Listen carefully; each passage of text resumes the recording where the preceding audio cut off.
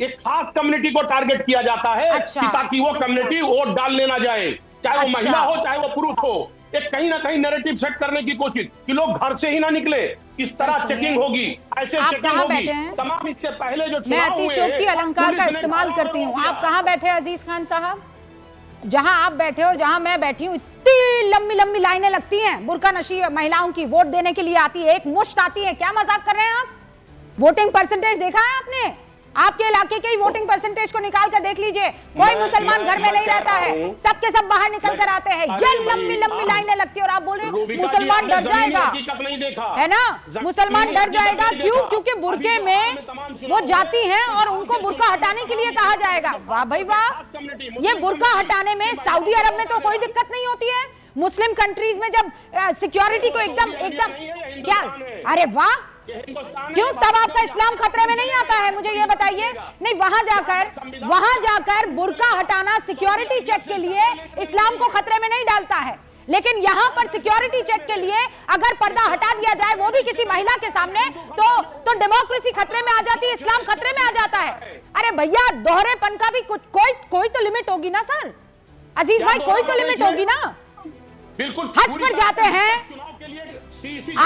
आप जब हज पर जाते हैं, जब करबला जाते हैं, जब मुस्लिम कंट्रीज में आप ज़ियारत के लिए जाते हैं, तब क्यों आप सिक्योरिटी चेक कराते हैं? तब भी जिंदाबाद जिंदाबाद कीजिए ना, तब भी डफली बजाइए ना।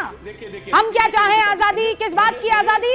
कि इस्लाम फॉलो करने की आजादी, बुर्का पहनने की आजादी। बजाइए ना वहां जाकर डफली, वो शेख उठा के पटक देगा, समझे आप? अरे सुनो भाई, अरे कौन पटक देगा कौन नहीं, पहले समझ लो पूरी बात। पहले तो ये देखिए, वो सिक्योरिटी चेक डिफरेंट टाइप की चीज है और ये एक अपने अधिकारों की लड़ाई है ये। और अगर किसी के वोट को ना डालने दिया जाए, इसका मतलब उसको अधिकार से वंचित कर दिया आपने, अधिकार से वंचित कर दिया। और यहाँ पर बीजेपी यही चाहती है कि वो चाहती है कि खास कम्युनिटी के लोग वोट डालने ना पाए, उनको घरों में रोक दिया जाए, घरों में कैद कर दिया जाए। खास कम्युनिटी को, ये जो अरब के शेख हैं, अपनी सिक्योरिटी की वजह से इसलिए बुर्का नशी महिलाओं को डराते हैं कि तुम जब वहां आओगी तो हम तुम्हारी चेकिंग करेंगे। तो वो ज़ियारत करने से अपने आप को रोक लेती है, हज करने से, उम्रा करने से अपने आप को रोक लेती है, डर जाती है, घर ही में रहती है कि किसी को हमारा चेहरा दिखाना पड़ेगा। हज उम्रा एक अलग पार्ट है। क्या हज उम्रा कैसे? कि आपने उम्रा किया, आपने हज किया भाई, वो एक सिक्योरिटी अलग है। सबसे बड़ा पर्व है लोकतंत्र का वोट। मैं कहती हूँ ज़ियारत जैसी बात है लोकतंत्र में वोट करना, ये अधिकार ज़ियारत जैसा है, आप समझ रहे हैं? सबसे बड़ा पर्व है, तो महिलाएं क्यों नहीं निकलेंगी?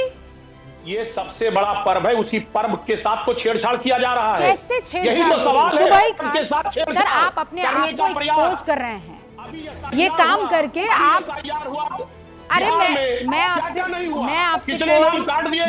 किसी बात पर जिरा कर ही नहीं रही हूँ अजीज खान, मैं एक ही बात पर जिरा कर रही हूँ कि आप ये कह रहे हैं कि मुस्लिम औरतों को घरों से निकलने में डराने के लिए जायसवाल जी जैसे नेता, भारतीय जनता पार्टी जैसी पार्टी डरा कर उन्हें घरों में रोक रही है।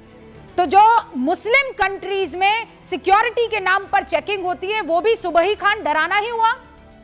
जी इस लॉजिक के साथ तो यही हुआ ना। जी रूबिका जी, सबसे पहले तो मैं आपको साधुवाद देना चाहती हूँ कि आपने जिस तरह से अजीज जी से और मौलाना साजिद रशीदी से एकदम डायरेक्ट सवाल करके जो एक्सपोज करने की कोशिश करी थी, वो इस विषय पर बहुत जरूरी था। आज सोशल मीडिया और आपके जैसे नेशनल चैनल्स के माध्यम से मुस्लिम समाज भी चीजें समझने लगा है कि वो कहीं ना कहीं पक्ष विपक्ष की राजनीति में फंस गया है। कहीं ना कहीं उसके पास ना लीडरशिप है, ना वो अपने देश के लिए कुछ कर पा रहा है, ना वो अपनी कौम के लिए कुछ कर पा रहा है। वो यही मौलानावाद और इस्लाम और मुसलमान में इतना उलझा दिया जाता है कि वो ना अपने बच्चों का ना अपने महिलाओं का भविष्य सोच ही नहीं पा रहा है। जैसे कि अभी साजिद रशीदी जी ने कबूला कि सऊदी अरब में जब ये हज के लिए जाते हैं, तवाफ करते हैं, चेहरा खोल के इनके घर की महिलाएं तवाफ करती हैं।